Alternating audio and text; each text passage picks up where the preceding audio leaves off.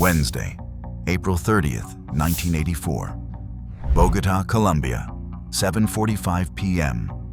Rodrigo Lara Bonilla, Colombia's Minister of Justice, is leaving a dinner function in the north of the city. His driver pulls onto Avenida El Dorado, heading home.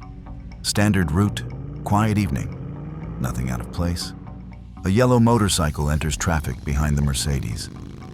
Two riders, moving with purpose. The bike accelerates, pulls alongside the minister's window. The passenger raises a MAC-10 submachine gun and opens fire. Lara's struck multiple times at close range. The Mercedes careers off the road. He's dead before the ambulance arrives. Within hours, the Colombian government declares a state of siege. President Belisario Betancur goes on national television. Every major intelligence agency in the Western Hemisphere turns its attention to Bogota, and the world assumes this was the work of seasoned cartel professionals. Hardened men, experienced killers, career criminals. It was not. The two people who carried out one of the most consequential political assassinations in Latin American history were from a poor barrio in Medellín. One of them was a teenager. His payment for the job, roughly $100. And he wasn't an exception. He was a product of a system Pablo Escobar had spent years quietly building in the hills above Medellín.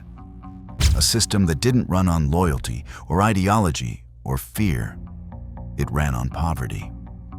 And once you understand how it worked, the number 6,349 starts to make a different kind of sense. Because that's how many people were murdered in Medellín in 1991 alone. Chapter 1.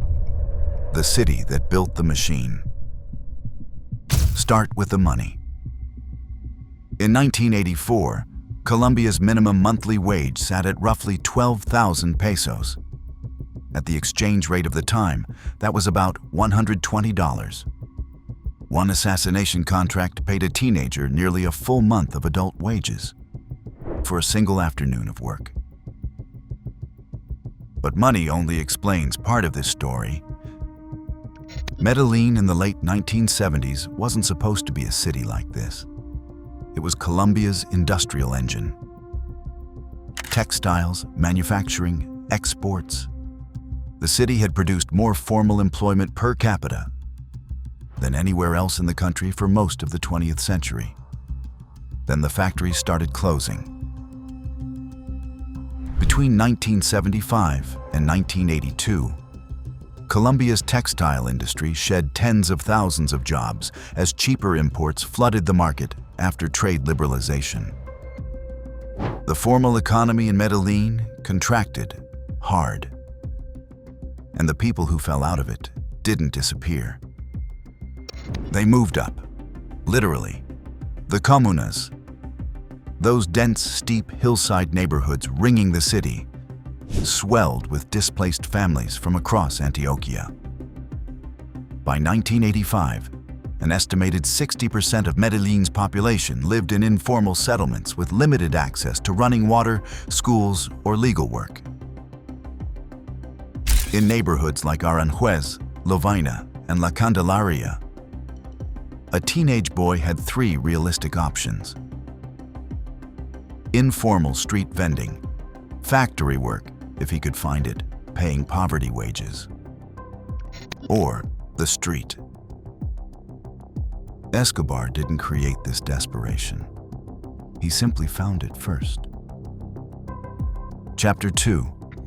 The architecture of murder. Escobar didn't personally recruit teenagers off street corners. That's not how the system worked. What he and his partner Gonzalo Rodriguez Gacha, known as El Mexicano, built was closer to a franchise model. At the top sat the cartel's core leadership. Below them were mid-level operators, often former military or police, who understood logistics and violence professionally. Below them were neighborhood-level gang leaders called duros, the hard ones. These were young men, rarely older than 25, who already controlled a few blocks of a comuna. They had existing relationships with the kids on those blocks. They had trust, or at least the appearance of it. The cartel contracted the duros for specific jobs. The duros then sourced the labor from their own networks. This structure gave Escobar three things money alone couldn't buy: distance, deniability, and scale. If a teenage sicario got caught or killed, the chain back to Escobar had 4 or 5 human buffers in between. Colombian investigative journalist Alonso Salazar documented this architecture in his 1990 book, No Nacimos pa Semilla, Born to Die, based on direct interviews with active and former sicarios in Medellín.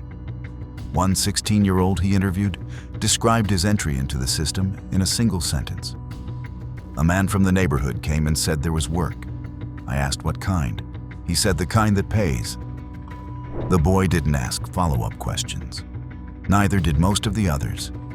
But here's the question worth asking. Why teenagers specifically? Why not grown men? Why not experienced criminals? The answer isn't what most people expect. Chapter 3. Why teenagers were the perfect weapon. The obvious answer is that teenagers were cheap. That part's true. But cheapness alone doesn't explain why the system worked as well as it did, for as long as it did. The deeper answer lives in neuroscience. The prefrontal cortex, the part of the brain that handles long-term risk calculation, isn't fully developed until around age 25. In adolescence, the reward circuitry fires hot, while the fear response to future consequences runs cold. A 15-year-old boy doesn't process, "I might die," the same way a 30-year-old man does. He processes, "I will be paid today." Escobar's recruiters weren't neuroscientists, but they'd observed this pattern across hundreds of boys in dozens of neighborhoods. They knew it worked. Salazar's interviews keep surfacing the same psychological sequence. First, a small job, carrying a package, watching a corner, something low risk that generates quick cash. Then, a slightly larger job. Then the first real act of violence, often framed as retaliation or loyalty rather than murder for hire. By the time a boy fully understood what he'd entered, the exit cost was higher than the entry cost. Leaving meant becoming a liability, and liabilities in Medellín in the late 1980s had a short life expectancy. There was also a material component Salazar documents in granular detail. The motorcycle. In a comunas neighborhood where most families had no car, no credit, and no savings, a motorcycle was a symbol of mobility and status, unlike almost anything else. Recruiters frequently offered motorcycles as signing bonuses. Not the $100. The bike. The money was almost secondary to the identity the job offered. A teenage boy with a motorcycle was somebody. And in a neighborhood that had spent a decade telling its young men they were nobody, that mattered more than most outsiders ever understood. Chapter 4. The machine at full speed. Feed the habits of more than 15 million Americans who use and abuse the drug, and in the process amass personal fortunes worth hundreds of millions, even billions of dollars. They have done so by smuggling tons of cocaine through this. By 1989, what Escobar had built wasn't a recruitment system anymore. It was an industry. Specific crews had emerged from the comunas with names, territories, and internal hierarchies. Los Priscos operated out of the Aranjuez neighborhood. Los Nachos controlled sections of Manrique. Smaller bands spread across the 16 comunas, climbing the eastern hills above the city center. The Colombian National Police estimated that by 1991, there were over 300 active sicario groups operating in Medellín. Some had as few as 4 members. Some had over 50. The going rate for a standard contract killing had risen from roughly $100 in the mid-1980s to between $300 and $2,500 by 1991, depending on the target. Killing a civilian cost less. Killing a police officer paid a premium. Escobar, during his war against the Colombian state between 1989 and 1993, was reportedly paying $3,000 for every police officer killed in Medellín. In 1991 alone, 457 police officers were murdered in the city. The math on that figure is worth sitting with. That single bounty program cost Escobar an estimated $1.37 million in 1 year. For a man Forbes listed as the 7th richest person in the world in 1989, with an estimated net worth of $25 billion, it was a rounding error. For a 16-year-old in Aranjuez, $3,000 was a life-altering sum. The total homicide count in Medellín hit 6,349 in 1991. That gives the city a murder rate of 381 per 100,000 residents.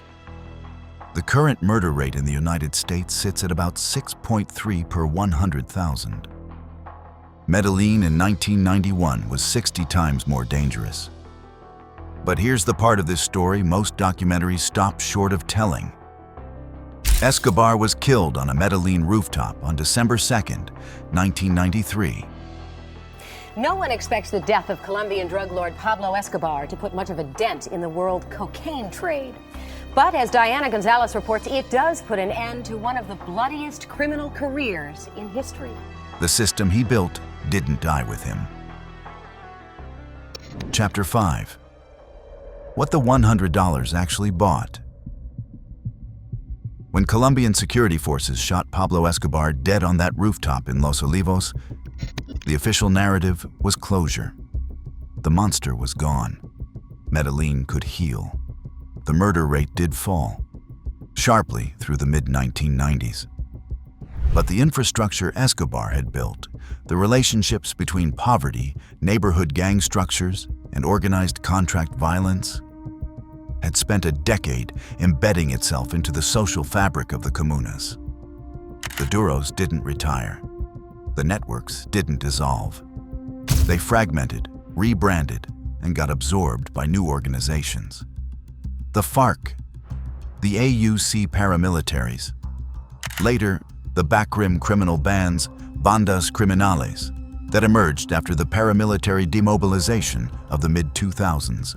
Los Priscos, the crew that had operated out of Aranjuez under Escobar, kept functioning under different leadership and different patrons for years after his death. Alonso Salazar, who'd later become the mayor of Medellín from 2008 to 2011, spent his career arguing that the violence was never really about Escobar. Escobar was an accelerant. The fuel was a city that had failed its young men long before the cartel ever arrived. The boys Salazar interviewed in 1990 are in their late 40s and 50s now. The ones who survived. Many didn't. The average life expectancy of an active sicario in Medellín during the peak years was estimated at less than 2 years from the point of first contract. They were paid $100 to enter a system designed to use them completely and discard them efficiently. Most of them knew this. Several of the boys Salazar spoke to told him directly. They didn't expect to live past 20. They took the job anyway. Because when the alternative is slow suffocation in a city that's already decided you don't matter, a motorcycle and $100 and the feeling of being somebody, even briefly, even dangerously, can feel like the only rational choice available. That's what the $100 actually bought. Not a killing, the illusion of a future. If you want to see the next shadow organization we're exposing, click and subscribe on the screen right now.